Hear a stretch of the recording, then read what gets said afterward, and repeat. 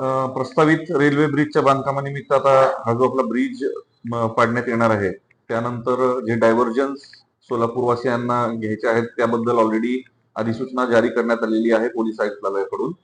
यामध्ये दोन्ही जे रोड आहेत, म्हणजे इकडे मोदी चौकीकडे जाणारा रोड असो किंवा इकडून 54 मीटर कडून येणारा जो रस्ता असो, त्या दोन्ही रस्त्याची पाहणी आम्ही केली. ही पाहणी प्रामुख्याने ट्रॅफिक आणि लॉ अँड ऑर्डर या दोन्ही अनुषंगाने आम्ही केलेली आहे. ट्रॅफिकसाठी एसीपी ट्रॅफिक आमच्या सोबत होते आणि त्यानंतर लॉ अँड ऑर्डरच्या हिशोबाने इथे काही इश्यू होऊ शकतात का, यासाठी आम्ही त्याची पाहणी केली.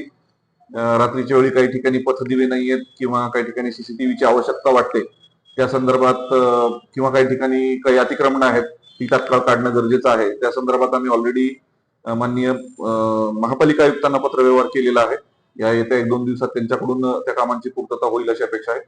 आणि त्याचबरोबर या दोन्ही रस्त्यांची सवय लागेपर्यंत सोलापूरवासियांना थोडस त्रासाला सामोरं जावं लागणार आहे, थोड्याशा गैरसोयीला सामोरं जावं लागणार आहे.